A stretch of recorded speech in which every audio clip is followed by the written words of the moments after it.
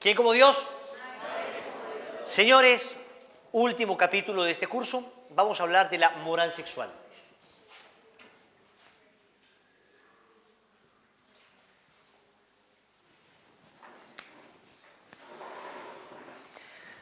Entonces vamos a hablar de la sexualidad humana. Voy a ir rápido porque necesito llegar a lo práctico. Esto, repito, podría ser otro curso completo. Les aclaro que voy a basarme mucho en San Juan Pablo II. San Juan Pablo II ha sido el filósofo actual. Ustedes saben que mientras Benedicto XVI era el papa teólogo, San Juan Pablo II fue el papa filósofo. Él era un extraordinario filósofo y los avances más significativos en términos de la sexualidad entendidos desde la fe cristiana los desarrolló San Juan Pablo II con algo que se llamó la teología del cuerpo.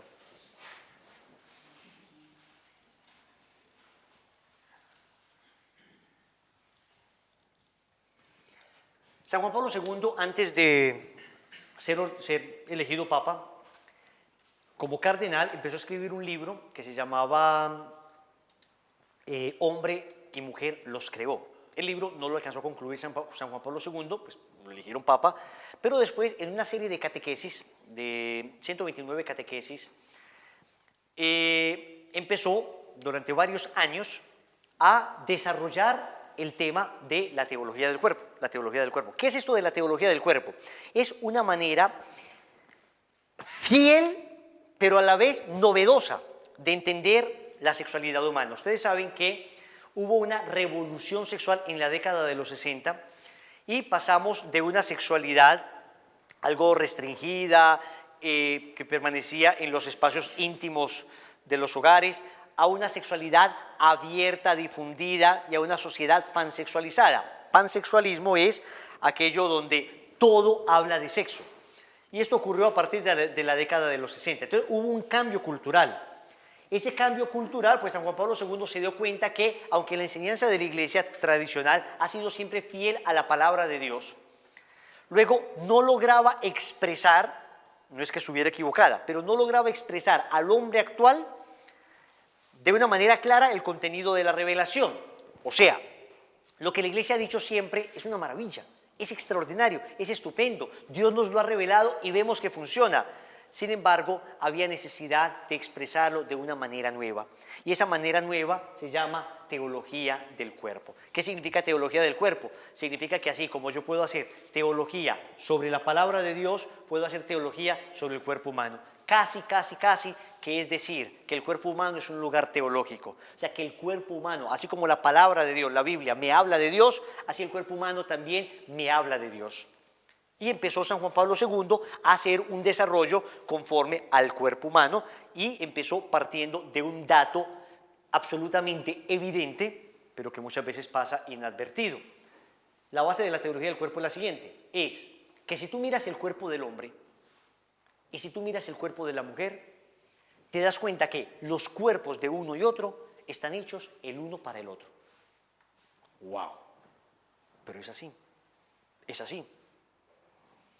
Tú miras dos hombres y te das cuenta que dos hombres no tienen un cuerpo el uno para el otro. Dos mujeres no tienen un cuerpo el uno para el otro. El dato evidente es que un hombre y una mujer, en su configuración fisionómica, están hechos el uno para el otro. O sea, existe una complementariedad.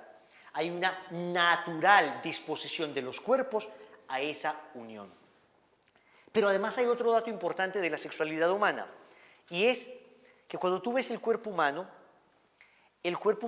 expresa, visibiliza una realidad invisible, una realidad interior. El cuerpo humano manifiesta físicamente una realidad que va mucho más allá del aspecto físico. Entonces, en ese orden de ideas, la sexualidad no se restringe exclusivamente a la corporeidad o a la genitalidad. La sexualidad debe entenderse en un sentido más amplio, porque no solo el hombre es un ser sexuado en cuanto a su genitalidad, sino que es un ser sexuado en cuanto a su integridad personal. Me explico de una manera más clara. el ser humano, hombre, es todo hombre y la mujer es toda mujer, no solamente su cuerpo, sino que su identidad sexual está plasmada en lo íntimo de su ser, que se expresa con mucha claridad en su corporeidad, pero está plasmada en lo íntimo de su ser. ¿Qué significa? Que el hombre piensa como hombre. No es que el hombre piense como un ser neutro que tiene cuerpo masculino. No, no, no. El hombre piensa como hombre y la mujer piensa como mujer. El hombre se une a Dios como hombre y la mujer se une a Dios como mujer. Pertenece a la naturaleza del hombre su identidad sexual. Por eso cuando nosotros muramos y resucitemos, entonces nosotros seguiremos siendo hombres y mujeres. No seremos seres asexuados. Y por eso ahora que quien muere y deja su cuerpo acá, el alma que se encuentra ante la presencia de Dios de los que están salvos, se llama una sustancia incompleta. Estamos hablando de que quien está ante el cielo, ante Dios, pues es un alma que está incompleta. Necesita unirse nuevamente a su cuerpo para volver a esa plenitud, porque alma y cuerpo unidos forman sustancialmente a la persona. Entonces, partiendo de estos datos, San Juan Pablo II comienza, claro, no solo con la observación de aquello que es evidente por la naturaleza, sino por los datos que nos dejó el Señor en el libro del Génesis, comienza a entender entonces la sexualidad en un sentido más amplio y en un sentido maravilloso. ¿Por qué? Porque él dice que la sexualidad es de alguna manera una de las expresiones más íntimas del deseo de relación que nosotros tenemos. Entonces, San Juan Pablo II dice lo siguiente: el ser humano en su naturaleza íntima es un ser relacional, un ser hecho para la relación. Aristóteles decía que el ser humano se podía relacionar y que eso era un accidente en el hombre. Un accidente, o sea, filosóficamente un accidente no es que perdió una mano. Filosóficamente un accidente es algo que no pertenece a la esencia misma del hombre. Entonces, para Aristóteles, el ser humano podía relacionarse o podía no relacionarse, eso no lo hacía menos ser humano. San Juan Pablo II dice, no, es que pertenece a la esencia misma del hombre el hecho de ser un ser relacional. ¿Y cómo lo sabemos? Por el dato que nos da la naturaleza misma y por el dato que nos da el Génesis. La naturaleza misma nos manifiesta que nadie es capaz de vivir solo para sí. Necesitamos desde que nacemos hasta que morimos estar rodeados de gente, pero necesitamos todavía algo más grande, y es que esa gente de la que estamos rodeados no nos llena del todo. Esa gente de la que estamos rodeados de alguna manera me llaman a rodearme de algo más grande que ellos, que es Dios. Hay un vacío en el corazón que solo puede llenar Dios. ¿Ok? Entonces, eso es el dato evidente, pero el libro del Génesis nos habla de que Adán se sintió solo. Eso se llama la soledad original. Se sintió solo, ¿por qué? Porque Dios clavó en el corazón del primer hombre, en su naturaleza misma, clavó en el corazón del primer hombre la necesidad de relacionarse. Y por eso encontró la ayuda adecuada en la mujer. Y la expresión, voy más rápido, la expresión más íntima, humanamente hablando, de esa relación se encuentra en la unión, ya no de dos personas que dialogan, ya no de dos ideas que se juntan, ya no de dos anhelos, sino de dos cuerpos. Cuando el Señor habla de que serán una sola carne, está hablando de que la relacionalidad del hombre llega a su más grande expresión. ¿Por qué? Porque esa relación de alguna manera es un donarse y un recibir. Y no hay un momento donde te dones más y recibas más a la otra persona que en el momento del acto conyugal. ¿Bien? Pero todavía hay una cosa más fabulosa, y es que ustedes se dan cuenta que el libro del Génesis comienza hablando del matrimonio. Pero el libro del Apocalipsis, ¿saben de qué termina hablando? Del matrimonio. El Apocalipsis termina hablando de las bodas del Cordero. O sea que lo que Dios está diciendo es que el hombre y la mujer, lo hemos dicho muchas veces, se unen el uno al otro como signo de lo que sucederá finalmente con toda la humanidad en el momento en que se una con Dios. Dios quiere poner un ejemplo a la humanidad de cómo es que Él quiere que la humanidad se una con Él. Y ese ejemplo se llama matrimonio. ¿Sí me hago entender? A eso se refiere. Ese ejemplo, el matrimonio es señal, es signo, es sacramento. Por eso es sacramento. Un sacramento es un signo, es una realidad visible que expresa algo invisible. Entonces, en ese orden de ideas, así como el sexo, la relación sexual, el abrazo conyugal, unen al hombre y a la mujer en una sola carne, Asimismo, el Señor quiere estar unido en una sola carne con la humanidad y por eso se hizo Eucaristía. Y entonces, en ese orden de ideas, es increíble, pero el sexo tiene mucho que ver con la Eucaristía. Muchísimo, más de lo que nos alcanzamos a imaginar. Y por eso, de entrada, sí, sexo y Eucaristía tienen mucho que ver. Sexo no puede ser algo malo, algo dañado, algo perverso, algo feo, como han tratado de achacar a la iglesia o como han tratado de hacer ver a la iglesia que piensa eso, ¿no? La iglesia considera que el sexo es algo feo. Nada que ver. Para la iglesia es algo tan maravilloso, tan estupendo, tan extraordinario, que debe ser adecuadamente cuidado. Pero muy bien, resulta que el pecado original dañó esa relación y esa armonía que existía en esa unión. La dañó. Y la dañó al punto que hombre y mujer que estaban desnudos, Juan Pablo II lo llama la desnudez original, desnudez originaria, al principio estaban desnudos, no tenían ningún problema, pero a partir del momento en que pecaron, empezaron a esconderse el uno del otro. ¿Por qué? Porque resulta que empezaron a temer. Uno, ¿por qué se cubre? Entonces reflexiona San Juan Pablo II. Uno, ¿por qué se tapa? Uno, ¿por qué se cubre? Que está bien, en nuestra cultura está bien. Porque tememos ser vistos como objetos. Tememos ser utilizados. Cuando Adán y Eva se cubren, temieron empezar a ser utilizados el uno y el otro. Uno se cubre para no ser una cosa. Y curiosamente, cuando la mujer se descubre inadecuadamente, empieza a ser tratada como una cosa. Explíquenme qué es una mujer semidesnuda al lado de una cerveza, o al lado de un Ferrari, o al lado de un carro, sino una cosificación de la mujer. Una cosificación de la persona. Eso es evidente para nosotros. Lo explico de esta manera. Adán, en la desnudez de Eva, veía un ícono de Dios. ¿Qué es un ícono? Un ícono es una ventana que nos lleva a lo eterno. Cuando yo veo un ícono, una imagen, entonces esta imagen me remite a la eternidad. Yo, a través de esta ventana, voy a lo eterno. Cuando Adán veía a Eva desnuda, él era remitido a Dios, a lo eterno. Después del pecado original ya no veía un ícono, ahora veía un ídolo. ¿Y qué es un ídolo? Un ídolo es algo o alguien que toma el lugar de Dios. ¿Ok? A partir del momento del pecado, Adán iba a ver a Eva desnuda y ya no iba a ver un ícono de Dios, sino un ídolo para adorar, algo para adorar en sí mismo. Y estamos en un mundo que idolatra el cuerpo. Estamos en un mundo obsesionado por el cuerpo, por la vanidad, obsesionado por provocarlo, por mostrarlo. Curiosamente, la mujer sabe que va a ser tratada como un objeto y hay una enorme paradoja en su interior. Sabe que va a ser tratada como un objeto y aún así tiene un enorme deseo de mostrarse. ¿Por qué? Porque por una parte, aunque sabe que va a ser una cosa, espera ser idolatrada. ¿Quién como Dios? Muchachos, les pregunto, ¿increíble esto o no? ¿Vamos siguiendo el discurso? Esto es lo que vio San Juan Pablo II y sobre esta base vamos a elaborar todo el tema de la moral sexual. ¿Por qué? Porque si no, nos quedamos acá hablando simplemente de lo que se puede y no se puede, y no es así. Es más profundo que eso.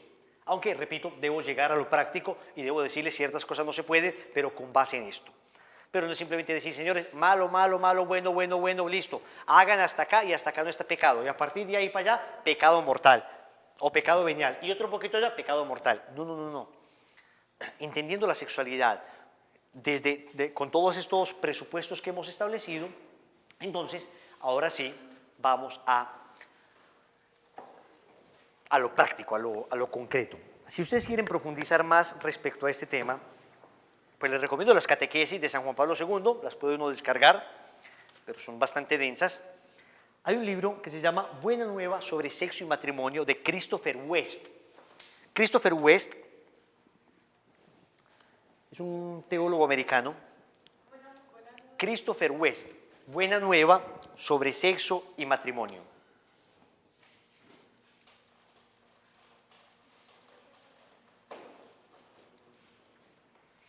De Christopher West.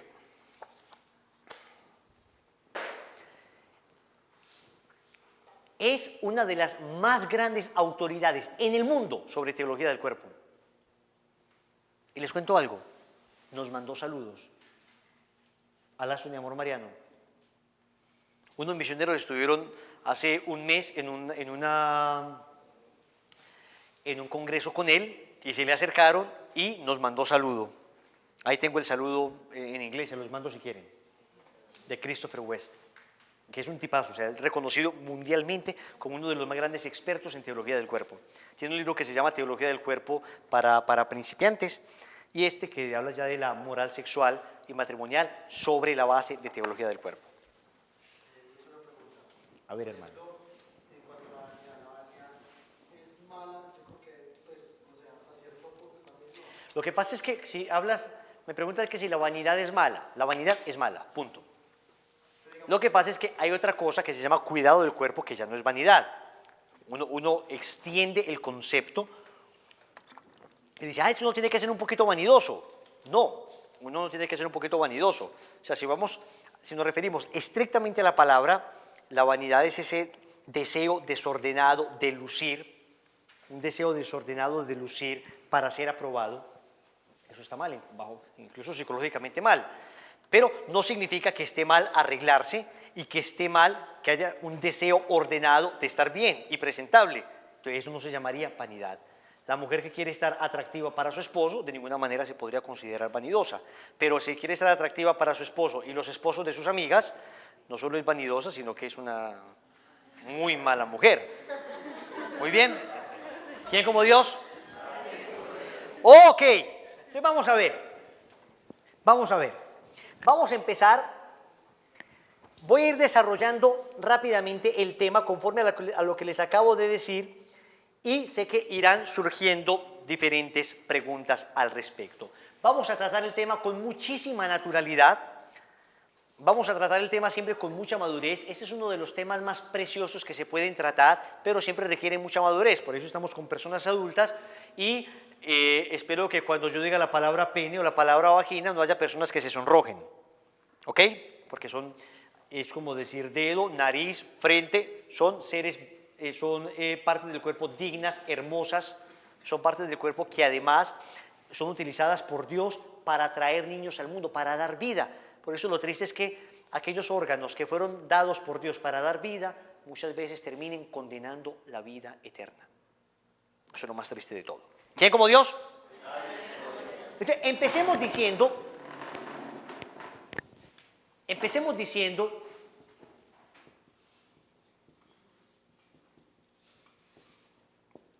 que el acto conyugal entre los cónyuges, entre los esposos unidos en santo matrimonio, sea matrimonio como sacramento o matrimonio como contrato natural, es lícito y meritorio. Lícito y meritorio. Lícito, ¿qué significa? Que no es una cosa para nada inmoral, que no es una cosa mala, que no es una cosa fea, que no es una cosa oscura, que cuando un par de esposos tienen relaciones sexuales no tienen que apagar la luz porque qué miedo y qué cosa tan horrible y vamos a soportar este pecado a ver si le damos hijos a Dios. Esa visión que nunca ha sido la percepción de la iglesia, que más bien es una caricatura de lo que la gente piensa que es la iglesia, pero jamás la iglesia ha dicho esto y jamás se ha visto así. Esa visión puede estar en personas enfermas. Hay personas enfermas que tienen una tremenda inmadurez afectiva y sexual que terminan viendo la sexualidad de esa manera. Y muchas personas lo consideran algo feo u oscuro o terrible por experiencias traumáticas de su pasado. Una mujer que en la noche de bodas fue violada por su esposo, y digo violada en el sentido estricto de la palabra, un salvaje que llegó borracho y la violó. Pues después de eso no crean que va a tener una sexualidad bastante sana o una sexualidad muy alegre o va a ser una feliz experiencia para ella unirse a su cónyuge. No, va a ser una experiencia traumática y permanentemente dolorosa. Entonces lo primero que hay que decir es lícito y por eso los que están sufriendo en relaciones sexuales con sus esposos hay que sanar eso porque eso es una cosa lícita, buena. Pero además, cuando es sacramento, esto como contrato natural, pero como contrato natural y como sacramento, pero solo cuando es sacramento la relación sexual es meritoria. Meritoria, ¿qué significa? Que te da mérito para el cielo. Meritoria, ¿qué significa? Que te santifica, que incrementa la gracia, que produce para la eternidad méritos de los que vas de alguna manera a disfrutar eternamente, bajo la condición de que estés en gracia de Dios. Si un par de esposos legítimamente casados tienen relaciones sexuales y uno de los dos está en pecado mortal, ese no recibe méritos ni recibe gracia. El otro sí, el otro recibe méritos y recibe gracia. ¿Y por qué es una cosa meritoria? Primero, porque Dios dijo que el sexo era bueno. Multiplicaos, henchid la tierra y sometedla, creced. Eso es una orden de Dios. Y yo no conozco todavía otra manera para crecer, multiplicados y henchid la tierra que la relación sexual. O sea, yo no estaba diciendo, hagan muñequitos de barro y soplen sobre ellos para que haya muchos niños. No, estaba diciendo, tengan relaciones sexuales para que la humanidad crezca. Eso es lo que estaba diciendo Dios. Por consiguiente, están cumpliendo algo que Dios había mandado. ¿Ok? Y el apóstol San Pablo también habla de la justicia del débito conyugal, pero ahora hablamos un poquito de eso. Por consiguiente, es meritorio. Casi que tú le podrías decir a tu esposa en la noche, mi amor, ¿quieres ser esta noche más santa? Porque vas a quedar más santa. Porque te voy a santificar. Yo una vez dije eso y una señora me dijo, ay Wilson, no sé por qué eso es ese chiste. Mi esposo me pregunta todas las noches que si quiero ser más santa. Cálmate, hijo, calma, hay otras maneras de santificarse. Abstenerse también santifica, ¿eh? Pero estrictamente hablando, podemos decir eso. Produce mérito sobrenatural, produce eternidad. Por eso es una cosa preciosa. ¿Quién como Dios? Ahora bien, ¿cuáles son las condiciones? Las condiciones para que haya una relación sexual lícita y meritoria.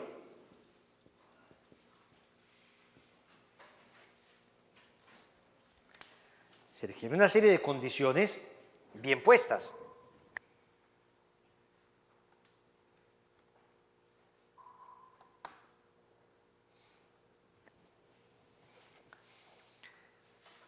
Primero, estamos hablando acá de sobreentendido, de un matrimonio. Nada de esto aplica en un noviazgo, nada de esto aplica con una prostituta, nada. Estamos hablando de la sexualidad tal como Dios la pensó. Primera condición, un fin honesto.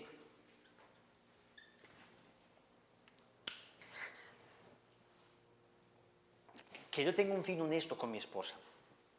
El fin honesto es, en primer lugar, pues cumplir los fines del matrimonio. Me explico. O sea, me quiero unir a ti porque quiero incrementar mi amor. Me quiero unir a ti porque estamos abiertos a la vida o deliberadamente queremos tener hijos. Me quiero unir a ti porque con esto quiero expresarte lo mucho que te amo. ¿Cuáles serían fines deshonestos? El tipo acaba de ver pornografía en internet y viene a saciar, perdónenme la expresión, a masturbarse con su esposa.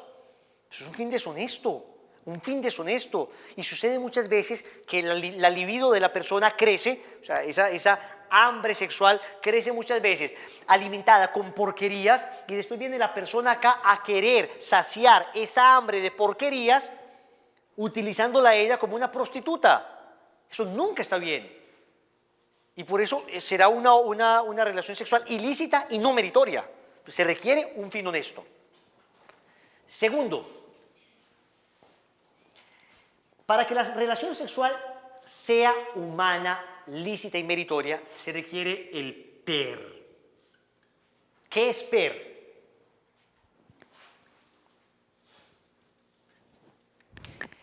Debe haber en la relación sexual penetración. Primero, debe haber penetración para que la relación sexual se dé completa. Si no, es una simple masturbación. Juegos sexuales y una cantidad de cosas. No. Hay una relación sexual, hay penetración. Segundo, eyaculación o emisión del semen. Eyaculación, ¿en dónde? En la vagina de la mujer. Porque puede haber penetración, pero se puede practicar el onanismo. Ustedes saben que en el libro del Génesis, un hombre llamado Onán, pues por una ley llamada la ley del levirato, resulta que su hermano se había casado con una mujer. Su hermano murió sin dar hijos. La ley del levirato establecía que ella, la viuda, se debía casar con él y que los hijos de él serían reconocidos como, legalmente como hijos de su hermano. Entonces, él, teniendo relaciones sexuales con la viuda de su hermano, para evitar tener hijos, entonces tener hijos de su hermano, entonces eyaculó fuera de la vagina de la mujer y cayó muerto al instante, cayó muerto al instante. Era una manera de expresar Dios que esto no estaba bien. Entonces, cuando hablamos de la eyaculación en la vagina de la mujer, ya de entrada estamos diciendo que toda relación sexual onanística en la que se eyacule en el cuerpo de la mujer fuera de su vagina, en las sábanas o en un preservativo, porque también es onanismo, no está eyaculando en la vagina de la mujer, es una relación sexual ilícita. ¿Por qué? Se está cerrando a la vida, se está cerrando a la vida. Y R es retención del líquido seminal. O sea, si la mujer después va a hacerse un lavado vaginal para no quedar embarazada, no estamos hablando de una relación sexual abierta a la vida. ¿Ok? Entonces, en esto noten que puede estar afectándose cualquiera de los fines del matrimonio. Si no hay verdadera penetración y el hombre comienza a jugar sexualmente con su mujer, entonces está faltando al fin unitivo y al fin procreativo. Si no hay eyaculación dentro del vientre de la mujer, también se faltan los dos. ¿Por qué? Porque una mujer normalmente queda insatisfecha cuando el hombre tiene una relación sexual que solo busca satisfacerse a sí mismo, que no logra la eyaculación dentro de ella. Y si no hay retención, pues también se está atentando contra la vida de manera directa. Esto es muy importante. P-E-R, para que la relación sexual sea lícita y sea meritoria. Tercera condición. Debe haber circunstancias debidas.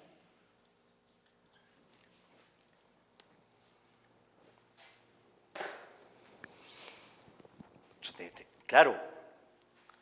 Bueno, mi amor, tengo un fin honesto.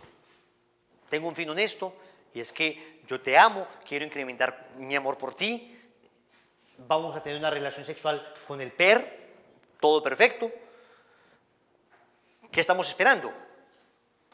Y entonces le dice la esposa, que se acuesten los niños. Eso estamos esperando. O sea que hay unas circunstancias lógicas que podrían impedir la relación sexual en ese momento. Que son circunstancias, pero que tienen que pensarse también. Porque, dígame usted, ¿va a tener una relación sexual como Dios manda? Una relación sexual con penetración, eyaculación y retención en la sala de la casa y los niños viendo. ¿Es una relación sexual lícita, meritoria? No, es una relación sexual escandalosa. Entonces vamos a ver una serie de condiciones necesarias para que esto nunca se dé.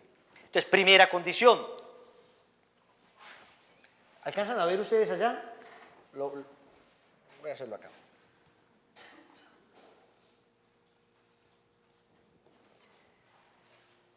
Una de las condiciones es la garantía de fidelidad.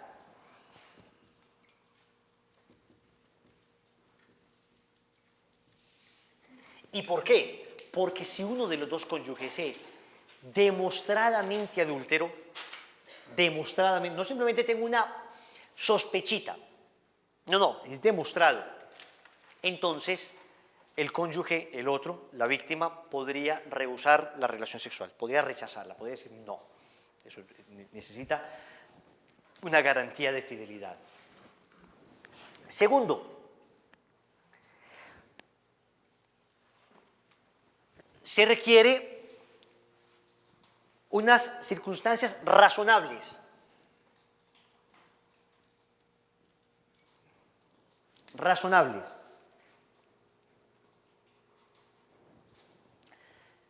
Llega el tipo borracho en la noche a decirle a la mujer, tengamos una relación sexual. No, hermanito, un momentico, a ver. O llega a violarla, o llega ella borracha. Pues uno normalmente pone el ejemplo con el hombre y la mujer, que es lo que comúnmente se ha dado, pero desafortunadamente en los últimos días, en los últimos años, se ha ido invirtiendo esto ya, ¿no? Yo tengo gente que atiendo, que son hombres estupendos, que tienen esposas borrachas, rumberas, y el tipo luchando por el matrimonio y bregándole. Entonces, debe haber una razonabilidad al momento de la relación sexual. están trabados, están borrachos o están en unas circunstancias, digamos, embarazosas, difíciles, este no es el momento, están los vecinos, los hijos, o sea, claro, atentos. Lo razonable debe ser verdaderamente razonable, porque me dice el tipo, mi esposa le parece que el hecho de que haya vecinos al lado es una razón no razonable, y llevamos así 10 meses esperando a que los vecinos se pasen. No, hermano, pues que no. Créeme que están utilizando ese argumento de manera equivocada y ya debiste haberte dado cuenta. Otro elemento, otra condición.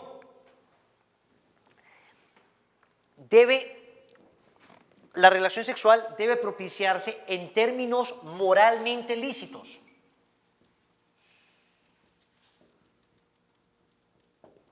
Moralmente lícitos es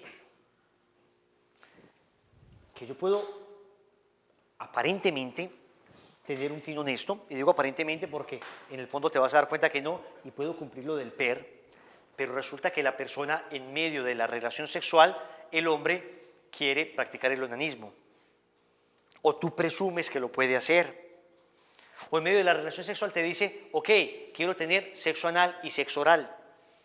Santo Tomás de Aquino dice que estos son vasos inadecuados, y ahora vamos a hablar un poquito de eso, del sexo anal y el sexo oral, y por qué son vasos inadecuados.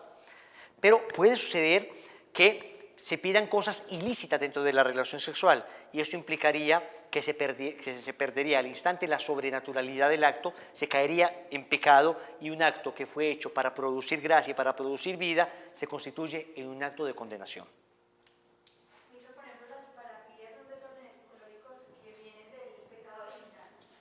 Imagino que tiene raíz en el pecado original. La gente que tiene esas inclinaciones o esa manera de vivir la sexualidad que es un desorden. Bueno, ella pregunta no solo es específica. Cualquier desorden sexual tiene su raíz en el pecado original, pero no necesariamente son producto exclusivo del pecado original. Hay personas que además están enfermas. Hay personas que además están enfermas, ya rayadas. Normalmente se juntan dos enfermos. Hay personas que necesitan un tratamiento para eso, ¿no? Porque no podemos simplemente decir, esta debilidad que esta persona tiene que quiere tener 8 veces sexo al día. Una pequeña debilidad del pecado original. No, hermano, estás hablando de un enfermo, una persona realmente enferma. Hay una manera indebida de usar la sexualidad, por consiguiente. Entonces no se puede simplemente decir es una cosa pecaminosa, porque eso tiene también consecuencias físicas, psicológicas. Entonces, claro, recuerden que el ser es un compuesto biopsicoespiritual, por consiguiente no se puede quedar uno exclusivamente en el ámbito espiritual y moral, sino que además hay que tratar por todos los medios lícitos. También debe haber moderación. ¿Moderación qué significa?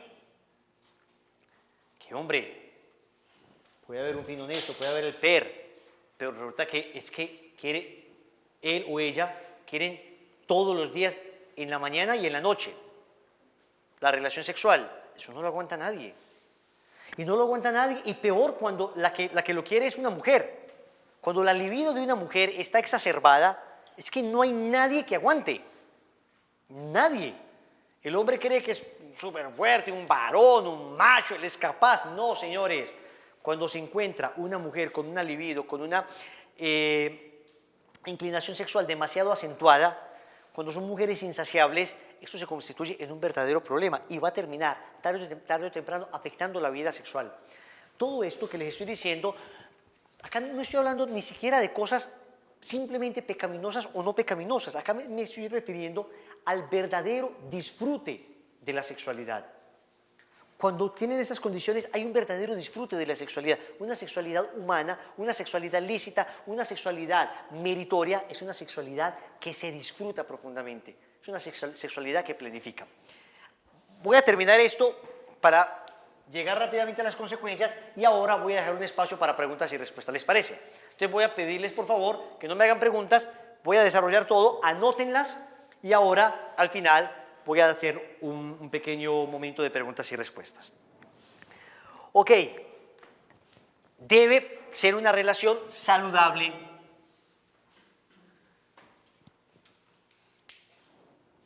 ¿Qué es esto? Hay momentos donde la relación sexual atenta contra la salud. Por ejemplo, una mujer que acaba de dar a luz, pues puede, claro, será con el juicio del ginecólogo, depende bajo qué circunstancias haya dado a luz, cómo quedó después de dar a luz.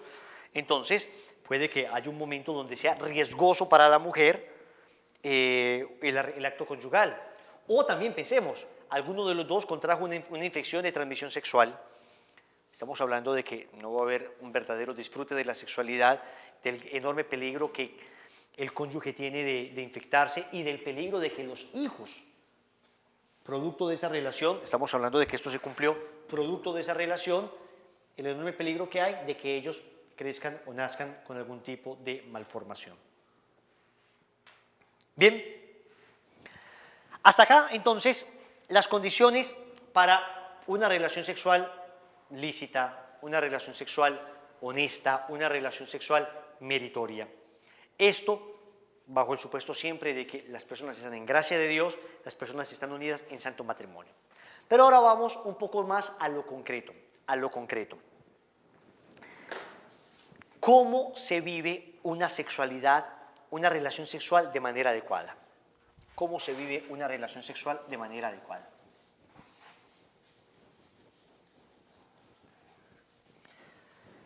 Todo esto, señores, que les voy a hablar a continuación, tiene como base no solamente los libros, la palabra de Dios, el catecismo, la iglesia, además mi vida con mi esposa y cientos y cientos de parejas con las que hemos hablado de este tema.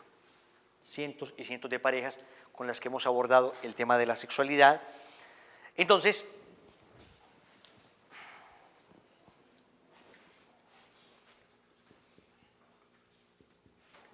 no les voy a explicar acá cómo tiene que tener cada uno de ustedes su relación sexual con sus esposos. No, voy a hablar de unos términos, de unas cuestiones generales y voy a contarles algunas cosas que pueden ser novedosas para muchos de ustedes. Porque resulta que cada cual ha vivido su sexualidad a partir de su propia experiencia de sexualidad. Y claro, no es que sea fácil entender la experiencia sexual de otra persona, menos de una mujer si uno es hombre. Claro. Uno no es mujer, uno no sabe qué puede estar experimentando la persona y viceversa. Pero empiezo con este dato. Muchos hombres no logran hacer felices a sus mujeres sexualmente, no por falta de hombría, no porque les falte ser más machos, sino tal vez porque les falta ser más mujeres.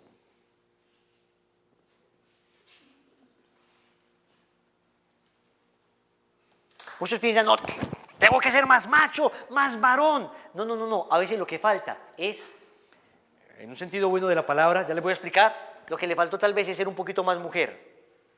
Lo que te faltó fue entender un poquito más a tu mujer. Es meterte un poquito más en la psicología de la mujer y comprender que la sexualidad en ambos se vive de manera distinta, complementaria, no comparable, simplemente distinta y maravillosamente distinta. ¿Ok? Por eso voy a explicar una serie de cosas importantes para que ustedes sepan. Los casados para que sepan y lo practiquen, los solteros para que lo sepan y esperen que Dios les conceda ese santo matrimonio y lo practiquen. No es que van a decir, bueno, Wilson nos dijo que teníamos que practicar esto muy juiciosos, vamos a hacer la tarea bien, vamos a practicar todo esto a ver si funciona y miramos a ver si nos casamos. No. Eso queda perfectamente claro. ¿Quién como Dios? Bien, lo primero es que debe haber unos actos preparatorios.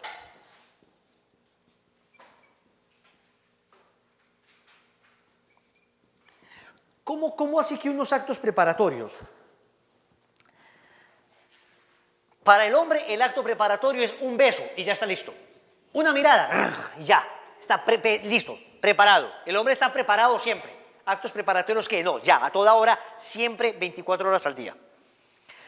La sexualidad en la mujer funciona de una manera muy distinta, muy distinta. La mujer necesita preparar una relación sexual, digamos, con una preparación remota. Una preparación remota consiste en el día que se va a tener la relación sexual, es un día donde el hombre es particularmente amable, cortés, dulce, tierno, detallista. Uno como hombre no entiende cómo eso puede preparar una relación sexual, pero la mujer es distinta, la mujer es un ser único. En la mujer la sexualidad está intrínsecamente unida a su corazón, está unidísima de una manera absolutamente indisoluble de sus sentimientos, de su estabilidad afectiva, de su estabilidad emocional, de sentirse amada. Un hombre es capaz de desligar de una manera sorprendente su sexualidad de todo eso. No digo que cuando el hombre tenga problemas económicos y cosas de esas no le vaya a afectar, pero le afectan más esas cosas, las cosas de afuera. O sea, un hombre se afecta es precisamente por esa parte de, bueno, la economía y perdió el Barça y, bueno, Nacional perdió, bueno, le afectan cositas de esas. No, la mujer es un ser tremendamente unido en su interior, es un ser unitario. Y esto hay que entenderlo porque a veces el hombre no ha logrado hacer esa preparación remota de la mujer y por consiguiente le ha alegado todo el día la ha tratado mal, todo el día le ha insinuado cosas feas, todo el día le ha hecho chistes de doble sentido, todo el día le ha hecho ver como una basura, como una idiota, como una tonta, o todo el día le ha exigido como una esclava y en la noche le va a decir, bueno, mi amor, débito conyugal, lo que me debe mi hija. ¿Qué sexualidad humana se va a vivir ahí? ¿Qué experiencia placentera, qué experiencia de amor verdadero se puede experimentar en una sexualidad vivida de esa manera? Nada, muchachos. Una llamada, una palabra, una rosa. Ahora, que no sea pues que cada que le llevas una rosa ella ya sabe que en la noche pues va a ser otra rosa. Llevo 10 floreros llenos este mes de rosas. Bueno, pues hizo su esfuerzo, valórelo también, mi hija, con cariño. Es más, esa preparación debería ser habitual. Esa preparación debería ser habitual. Uno debería estar a toda hora conquistando a su mujer. Y en el buen sentido de la palabra, engañándola en el amor. Engañándola amorosamente en el sentido de que hoy estuve tan tierno que ella tal vez está esperando que esta noche yo me la insinúe, pero resulta que en la noche simplemente la abracé y le di un beso en la frente. Que ella en realidad se sienta amada y no comprada con este tipo de gestos y cosas, ¿no? Que sea en ese sentido pues amorosamente engañada, ¿no? Bueno, pareciera que está disponiéndose para, pero finalmente simplemente me abrazó y no me pidió nada. Y la mujer cuando se siente amada, muchachos, cuando una mujer se siente de verdad querida, cuando una mujer siente que el esposo la ama y la quiere estrechar contra sus brazos, esa mujer, muchachos, es una mujer que está dispuesta a esa unión relacional íntima, a ese abrazo conyugal, aunque no siempre termine en eso, pero la ha preparado adecuadamente. Pero luego existe también unos preludios amorosos.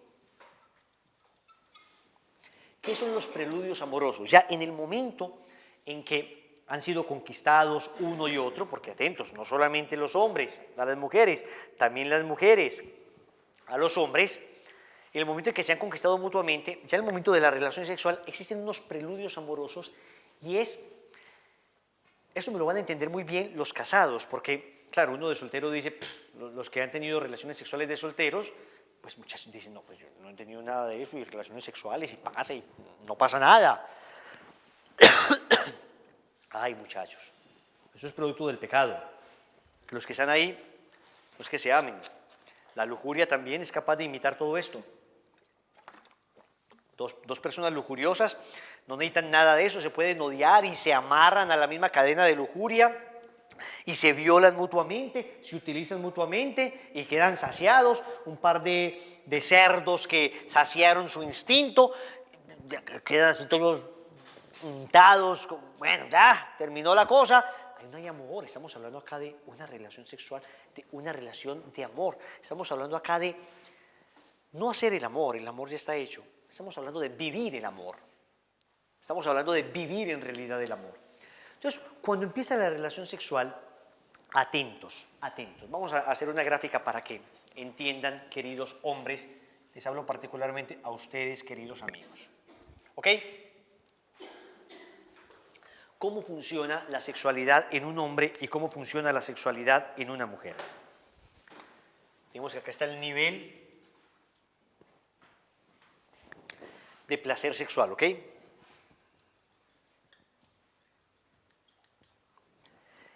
En el hombre funciona de esta manera. Empieza la sexualidad, va subiendo, va subiendo, va subiendo, va subiendo, llega a una cúspide y después de la cúspide de la eyaculación en el hombre hay inmediatamente un descenso perceptible. Inmediatamente.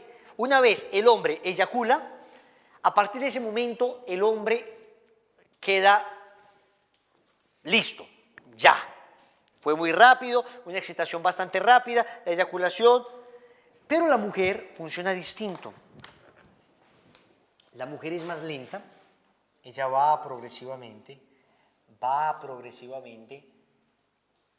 pero si se sabe llevar adecuadamente, puede llegar más alto, puede llegar más lejos. ¿Y qué pasa? Después del clímax de la mujer, de su orgasmo, la mujer también decrece lentamente, pero es capaz de hacer esto incluso.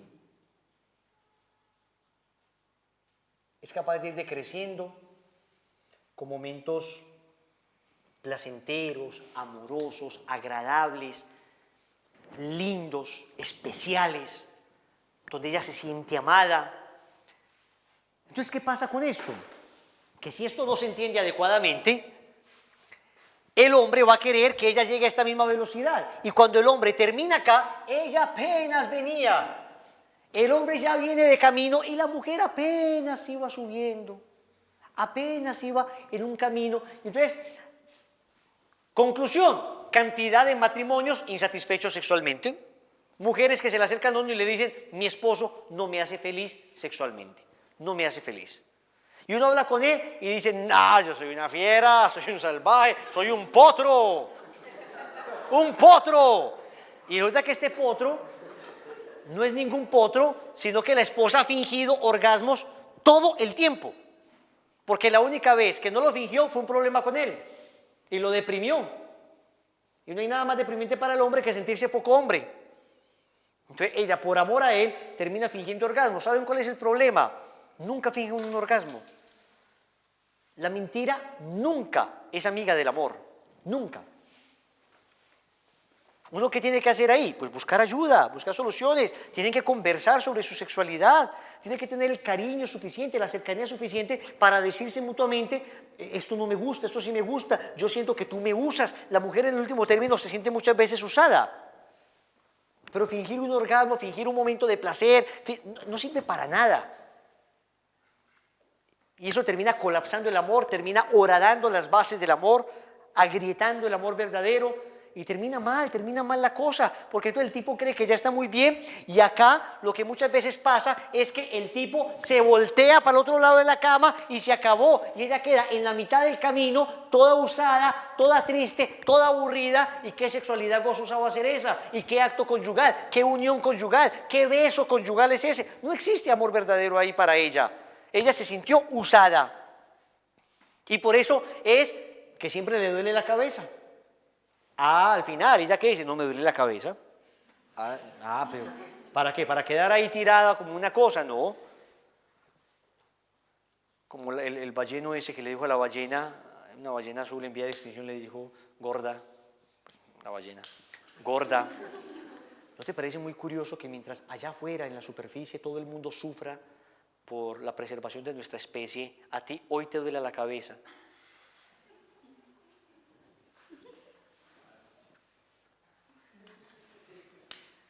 Hay que estar casado para entenderlo, Esber. Una vez te cases lo entenderás, hijo. Es así, es así. Pero por Dios, ¿qué le va a gustar? Entonces, ¿qué hay que hacer? Estos preludios amorosos, estos preludios del amor verdadero, de esa unión, pueden ser 5, 10 minutos, 15 minutos de besarse. Son lícitos los besos, las caricias, las palabras tiernas, palabras excitantes incluso, desde que no rayen con lo vulgar ni lo pecaminoso. Pero estamos hablando de que todo eso es perfectamente lícito. No hay parte del cuerpo que no sea digna de ser abrazada, besada y acariciada. Nada es indigno en el cuerpo para eso. Lo que pasa es que una cosa es acariciar y otra cosa es masturbar. Una cosa es besar y otra cosa es sexo oral. ¿Me hago entender?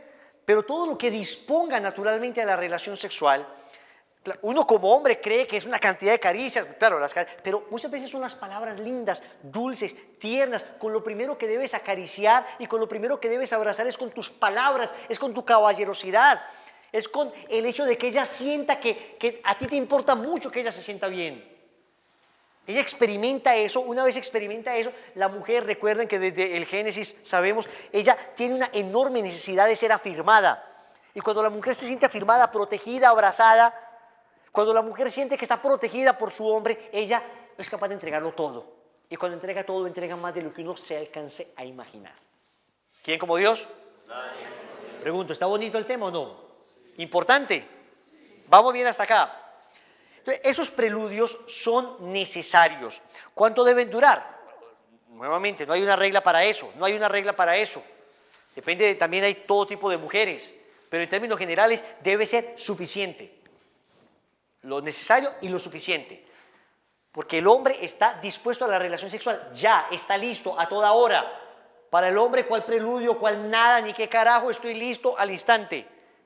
Pero por eso es que hay insatisfacción. Y si ella no está feliz, pronto tú no estarás feliz. ¿Quién como Dios? También es muy importante entender esto, de que la mujer es más lenta, porque incluso biológicamente, acá ya no me refiero solamente a su libido, me refiero a su biología.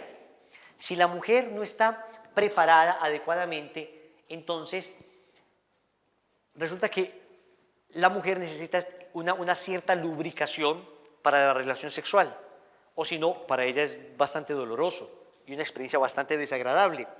Por eso, la experiencia de amarla, hacerla sentir bien, quererla, acariciarla, palabras lindas, debe ser una experiencia suficiente que permita una cierta lubricación. Hay una disposición, el cuerpo de la mujer y el del hombre, el hombre también tiene una cierta lubricación que produce el hombre antes de la relación sexual, pero la mujer también. Y esta lubricación es necesaria y el cuerpo responde a ese amor. Es una cosa bellísima, porque el cuerpo cuando se siente amado de verdad es capaz de responder y responde permitiendo una adecuada lubricación para evitar una fricción dolorosa que pueda posteriormente generar traumas o relaciones sexuales muy dolorosas que finalmente terminen distanciando a las personas. Entonces, por eso es importante una preparación adecuada. Créanme, eso es más importante de lo que uno se imagina. Es más importante de lo que uno cree. Porque todo el mundo cuando escucha esta charla dice muy bien, y la primera semana, las primeras 2 o 3 relaciones sexuales, juiciosísimos, y después se les olvida y otra vez el trauma, otra vez el problema. ¿Quién como Dios? Anoten sus preguntas. Después viene el acto en sí.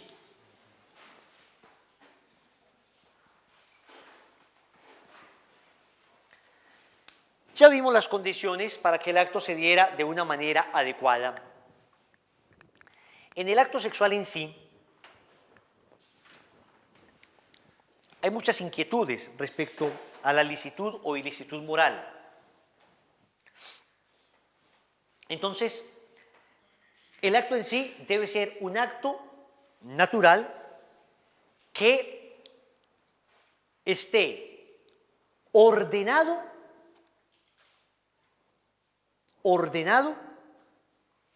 a la generación de los hijos, a la procreación.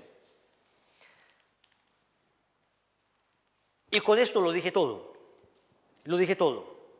porque me van a preguntar, entonces, Wilson, ¿son lícitas las posiciones en la relación sexual?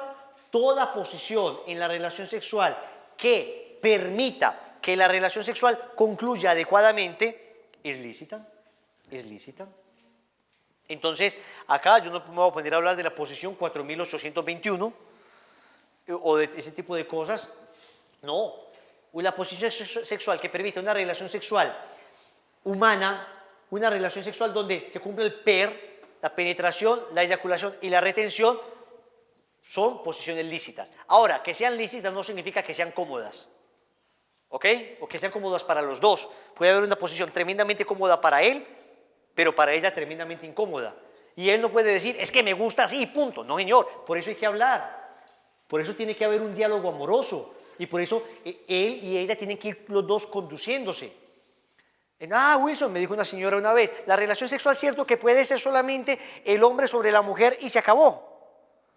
Que llaman la posición del misionero, es que llaman ordinariamente. Y se acabó. No, y eso lo conocen porque parece que la historia de esa posición es que parece que unos misioneros fueron a evangelizar una cultura aborigen y le dijeron que la única manera real de tener una relación sexual era esa. La mujer acostada, el hombre encima y la relación sexual se tiene. Ahora, que es una posición que dispone mucho más para la procreación, sí es cierto. O sea, naturalmente, por la posición hay una mayor probabilidad de procreación, eso es cierto, lo he escuchado a varios ginecólogos. No obstante, luego existen una serie de posiciones que no tienen en sí mismo nada de ilícitas, aunque a veces son tremendamente incómodas. Por eso, ahí, lo importante es asegurar que la relación sexual se haga conforme a las condiciones que dijimos y que los dos estén contentos con ella. ¿Cuál es el daño que ha hecho la pornografía? Esa basura que es la pornografía, una basura demoníaca, lo que ha hecho es hacernos creer que todas las posiciones que aparecen en esas relaciones sexuales, que se ven tremendamente placenteras, nos ha hecho creer que lo son. Estaba leyendo un artículo no hace mucho, se llamaba Desmitificando la pornografía. No era un artículo católico, era un artículo, creo que lo leí en la BBC o una cosa así, donde explicaban, un experto en el tema decía que todas esas posiciones que se ven tremendamente atractivas y placenteras, que aparecen en las relaciones sexuales de los actores pornográficos, de los actores porno, pues normalmente son posiciones tremendamente incómodas. Son posiciones que en la práctica son tremendamente difíciles, incómodas.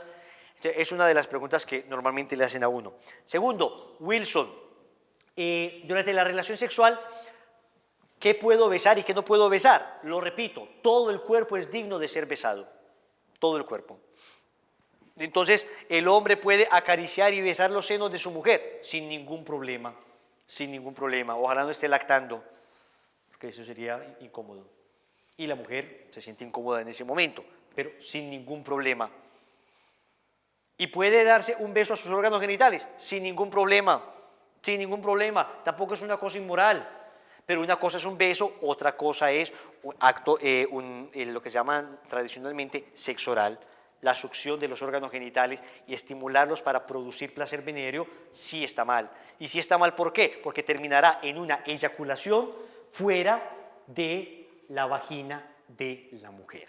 Y ahí no se cumplió el acto conyugal. Ahí lo que hubo fue una masturbación con la boca. Y por eso es inmoral. Y por eso está mal. ¿Ok? Y lo mismo con el sexo anal, además de todas las otras consecuencias que trae. Y no me refiero acá exclusivamente a las consecuencias de orden físico y de los peligros que puede traer consigo ese tipo de prácticas. Me refiero fundamentalmente a las consecuencias de orden moral, pero no de orden moral en cuanto a pecaminoso, sino de orden moral en cuanto a degeneración de la persona. Resulta que la sexualidad humana, como lo explicamos antes, no encuentra fácilmente dentro de su lógica. Escúcheme eso que les voy a decir que es importante. No encuentra fácilmente dentro de su lógica la manera de saciarse. ¿A qué me refiero? Que la sexualidad humana siempre pide más, siempre pide más. Y en su lógica va a terminar pervirtiéndose y va a terminar, en el momento en que ya sexo oral no te parezca bien, ¿por qué no hacemos sexo anal? Y en el momento en que ya no te parezca bien, ¿y por qué no con pornografía? Y en el momento en que no te parezca bien, ¿y por qué no traemos otra vieja? Y en el momento en que no te parezca bien, siempre bajo la lógica de la sexualidad humana y por la herida del pecado original, se termina pidiendo más.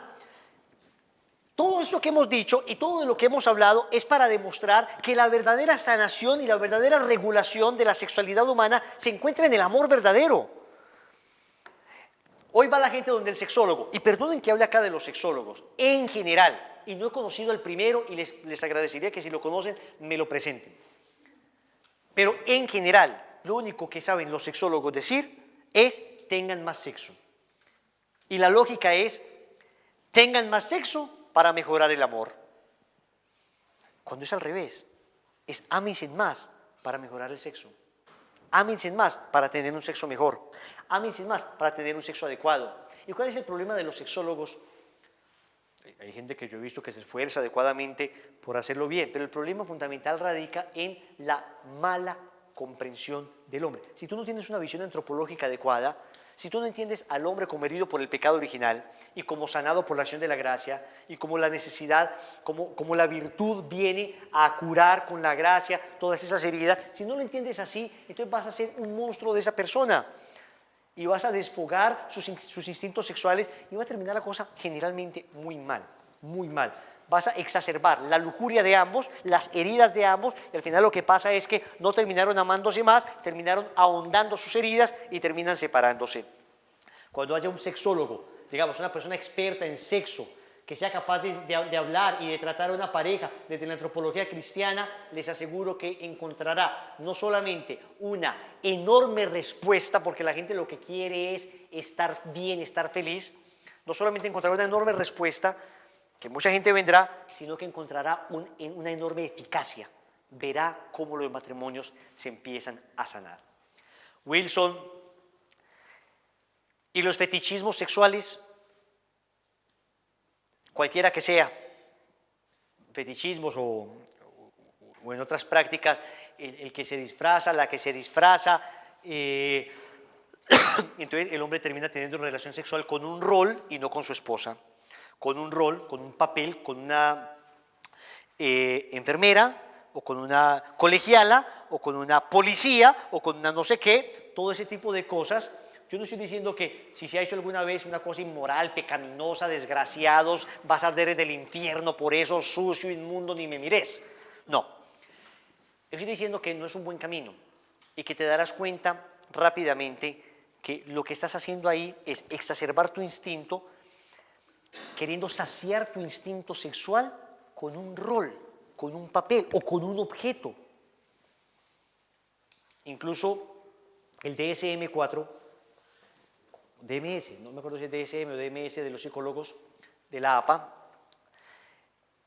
diagnostica ese fetichismo sexual como un trastorno psicológico. Es un trastorno psicológico y esto tarde o temprano terminará afectando. Y si emprenden ese camino, lo que va a terminar pasando al final es que la pobre muchacha o el pobre muchacho va a tener que bailar en las pestañas o tirarse desde el camarote a ver si logra, o desde el armario, a ver si logra excitar sexualmente, y el problema es que la búsqueda de la excitación sexual a través de estas cosas va pidiendo más y más y más y más y nunca termina saciando en realidad. Cuando normalmente va a terminar, o por lo menos una infidelidad de corazón. Pero es que ya, si yo estoy teniendo relación sexual no con mi esposa, es que me decía una señora, Wilson, si yo no me disfrazo, mi esposo no es capaz de tener relaciones sexuales conmigo. Entonces, señora, es que su esposo nunca ha tenido relaciones sexuales con usted. Su esposo ha tenido relaciones sexuales con la enfermera, con la colegiala, con la conejo, con la no sé qué, con la grillo, con la no... Pobrecita esa señora, pues. Ya ha pasado por todos los animales. No le falta sino ladrar para que el esposo quede completo. No, es una sexualidad inadecuadamente vivida y va a terminar mal. Siempre termina mal. El camino correcto no es ese. ¿Quién como Dios? Nadie.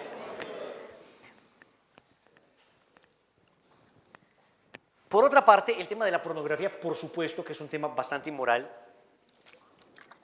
Hombres que quieren ver pornografía, y digo hombres porque saben ustedes que el pecado de la pornografía es un pecado eminentemente masculino, eminentemente masculino. Tienen relaciones sexuales viendo pornografía. En último término, él no está teniendo relaciones sexuales con su esposa. Él utiliza la vagina de su mujer, pero él está teniendo relaciones sexuales con lo que se está imaginando, con lo que está viendo, está proyectando. Y eso, es que miren, si esto diera resultado, yo les tendría que decir honestamente, muchachos, esta es la doctrina de la iglesia, pero yo he visto matrimonios que se han salvado a través de esto. ¡No! Yo he visto matrimonios fracasados, yo he visto monstruos de lujuria, sobre todo él utilizándola a ella, desafortunadamente es así en la inmensa mayoría de los casos, que terminan fracasados y terminan odiándose después. Es el camino inadecuado, es el camino inadecuado. ¿Ok? Ahora sí, abro el espacio para preguntas. A ver, Juan Pablo.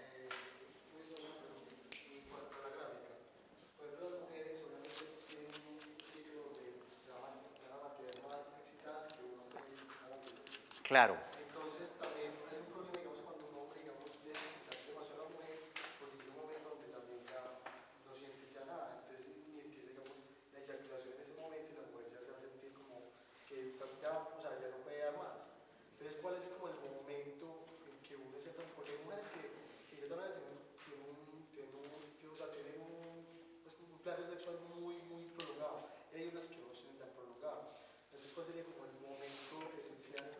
Me pregunta Juan Pablo por el momento más importante para llegar al clímax.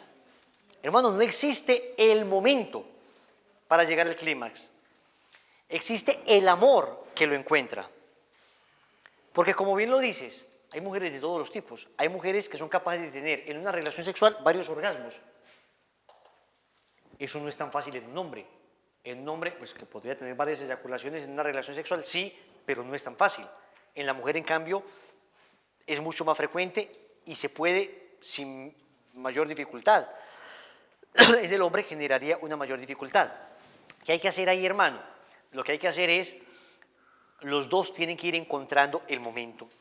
Si el hombre se da cuenta, por ejemplo, que tiene un problema de eyaculación precoz, es un problema que se puede atender, se puede atender de manera natural. Existen maneras de controlar eso, que créanme que es más común de lo que se imaginan. El 20% de los hombres, cuanto menos, estaba viendo un estudio, sufren de eyaculación precoz. O sea, no es una cosa así como que el 0.001%, no, nada. Es una cosa de eyaculación precoz, ¿no? Es una cosa que sucede más de lo que uno se imagina.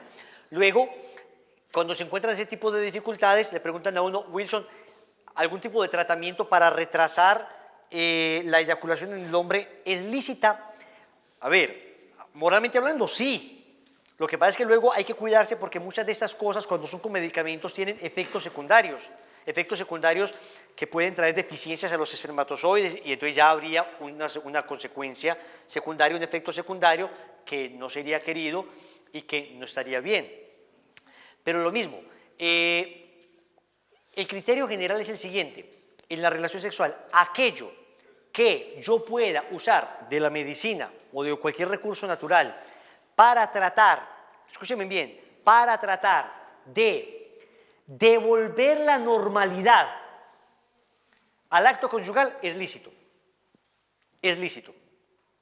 Bien, una mujer tiene un problema que se llama estrechez vaginal. No logra tener relaciones con su esposo porque su vagina es excesivamente estrecha. ¿Puede someterse a una intervención quirúrgica para arreglar ese problema? Sí, es perfectamente lícito, sin ningún problema. ¿Ok? Entonces, todo ese tipo de cosas que se disponen a la relación sexual vivida de manera natural, de manera lícita, de manera meritoria, se puede hacer sin ningún problema. Sin ningún problema. ¿Quién como Dios? Nadie. Ana María. Por ejemplo, cuando hay una enfermedad venérea por una infidelidad y luego hay un proceso de conversión o algo así, o sea, de todas maneras, en el amor, obviamente no quiere exponer a su esposo o a su esposa a contagiarse. O sea, que casi que tendría que convivir como ángel, porque si no, o sea, lo hace, no, pues de verdad, o sea, si no lo va a contagiar, sabe que lo va a contagiar. Bueno, miren. Ana María tocó un caso bastante delicado y bastante importante. Uno de los dos ha contraído una infección de transmisión sexual, ¿ok?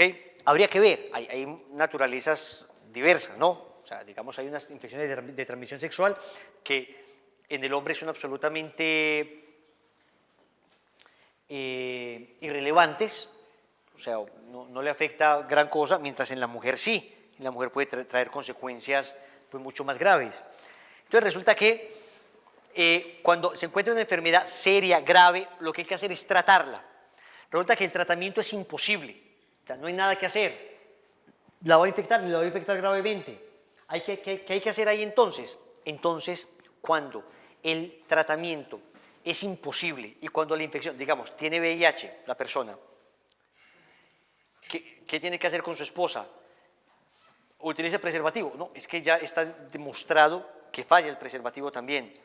¿Puede tener relaciones sexuales y evitar que la contagie? Pues por un milagro podría pasar. Yo conocí un milagro de esos. Conocí un milagro de un tipo con VIH que no contagió a su esposa durante un tiempo. Es una cosa bastante maravillosa, bastante milagrosa, pero no es lo ordinario. ¿Qué habría que hacer? Aprenderse a amar de una nueva manera.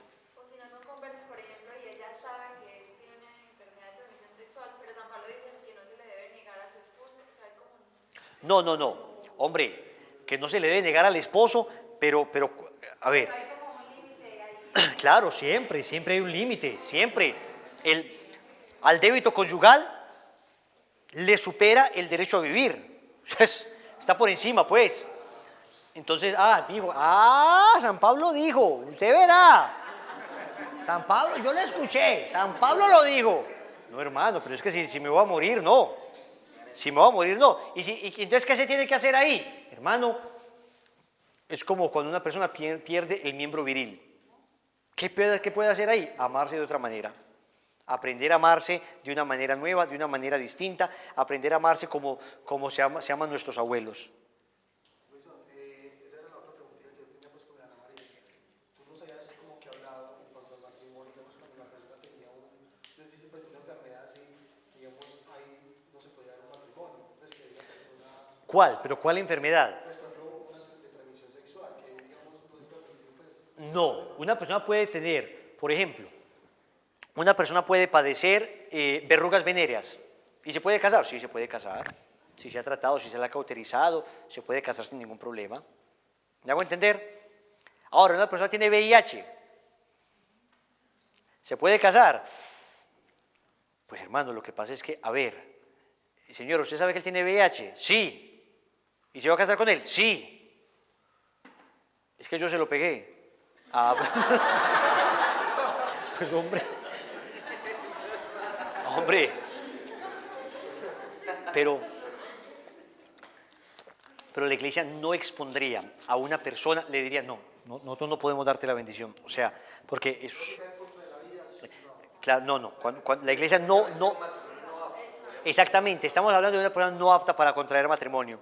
Ahora, lo otro es una disfunción sexual.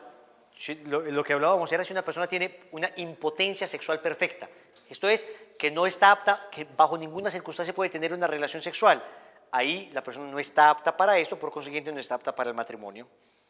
Bien, voy concluyendo. Después de esto, termina el acto conyugal, la relación sexual, vienen los actos conclusivos.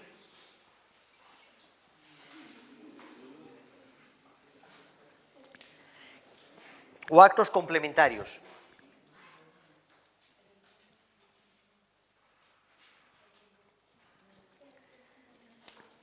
En primer lugar, en la misma relación sexual, escúcheme bien lo que les voy a decir. Es lícito. Si, por ejemplo, la mujer en la relación sexual no logró llegar a su orgasmo, es perfectamente lícito que después de la relación sexual, digamos, inmediatamente después, no después a las 3 horas, no, inmediatamente después, la mujer, contactos propios o contactos de su esposo, logre llegar a su orgasmo. Y no es pecado, porque simplemente es concluir una relación sexual que se inició y que el hombre concluyó y la mujer no ha podido, pero le es perfectamente lícito. Que sea lícito no significa que sea necesario, ¿ok? Pero no es pecado. El hombre podría estimular con sus dedos, o la mujer misma con sus propios dedos, estimularse para lograr llegar a su orgasmo una vez terminada la relación sexual, y no peca en absoluto, porque simplemente es la conclusión de un acto de suyo lícito. Lo que no sería lícito es que ya a las 4 horas, ¿ves, verdad que no terminé? Eso sería una masturbación en la mujer, ¿ok? Pero en el contexto de la relación sexual sería perfectamente lícito. Wilson, ¿y si el hombre no logró? Bueno, miren, normalmente es menos usual porque normalmente la relación sexual termina cuando el hombre logra eyacular, o ahí empieza pues el fin. Pero supongamos que si diera el extraño caso de que el hombre no hubiera llegado, el hombre no podría estimularse a sí mismo, porque es el líquido seminal del hombre y no los humores vaginales de la mujer del orgasmo los que logran que la vida se dé. O sea, no es lo mismo lo que sucede en el orgasmo y en la eyaculación, aunque la experiencia biológica es semejante, no es exactamente igual en cuanto a la realidad de la concepción, al punto que se puede dar vida sin orgasmo de la mujer, pero no sin la eyaculación del hombre. ¿Me hago entender? Pero el hombre no podría derramar su semen para terminar, no, eso sí sería completamente ilícito. Acá, en los actos conclusivos, después de haber aclarado esto, es importante que no pase esto. El hombre terminó, le da un beso en la frente, se acuesta a dormir y a roncar. Y la pobre muchacha quedó ahí en medio camino, tirada al lado de la carretera, en la inmunda. Muchachos, muchas veces la mujer ni siquiera le interesa esto. Muchas veces a la mujer simplemente le interesa terminar para sentirse abrazada. Abrázame, bésame, quiéreme. Lo que pasa es que el hombre muchas veces es egoísta y dice, ya terminé, mija, ya erupta, bota la servilleta, como si hubiera comido una hamburguesa y se acuesta a un lado, y eso está mal. Eso está mal. Eso, lo que estás haciendo ahí no solamente estás haciendo infeliz a tu esposa, sino preparándote una muy buena tumba sexual. Una muy buena tumba sexual. Una mujer que está en esa experiencia, pues va a decir, no, pues, ¿para qué? Este que es un egoísta que solamente quiere complacerse a él mismo. En cambio, cuando termina la relación sexual, haya llegado o no haya llegado la mujer, lo que hay que hacer es quererla, amarla, abrazarla, consentirla, decirle palabras bonitas, estrecharla contra tu pecho, acariciarle el cabello, besarle la boquita, los ojos, o sea, quererla, quererla. Es un momento lindo, es un momento sublime, es un momento hermoso, además porque ahí puede haber ya vida, puede que en el sacro útero de esta mujer, en el sagrado útero, se haya fecundado la vida. Puedes estar abrazando a un milagro viviente. Puedes estar abrazando a tu esposa y a tu bebé y no sabes. Entonces es un momento muy lindo, es un momento donde hay que terminar la relación sexual, hay que quererse, hay que conversar. Y concluyo con esto, y con esto concluyo todo el curso.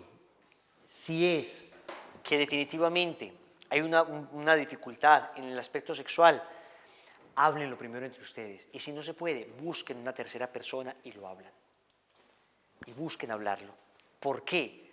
Porque aunque el sexo no es lo más importante en el matrimonio, resulta que cuando no funciona adecuadamente, cuando la parte sexual,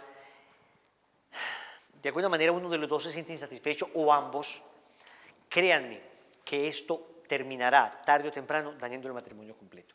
Dañando el matrimonio completo. Por eso es una cosa a la que se le debe dar importancia y sobre todo las mujeres deben sobreponerse a su timidez, que muchas veces ellas sienten vergüenza de hablar de esas cosas, muchas veces se sonrojan. No, tienen que hablarlo de frente y si no, buscar ayuda, buscar ayuda. Con eso, mis queridos, concluimos oficialmente el curso Noviazgo y Matrimonio en Dios. Concluimos con este tema, un tema precioso, un tema bellísimo, un tema que les invito para que lo estudien más, lo profundicen. Les invito para que todo lo que aprendimos acá sea aplicado, que es lo más importante, eso, que no quede simplemente en la cabeza, que llegue al corazón. Y este último tema, que sea aplicado entre los esposos, por supuesto. ¿Listo? Por ahora. Los novios, prepárense para aplicarlo y para vivirlo, y vivirán una cosa preciosísima. Pero que esto sea simplemente el fin del comienzo de unos matrimonios fortalecidos, de unos matrimonios en Dios, de unos matrimonios que sean en realidad signo de la unión de Dios con su iglesia. Que así sea para siempre. Amén.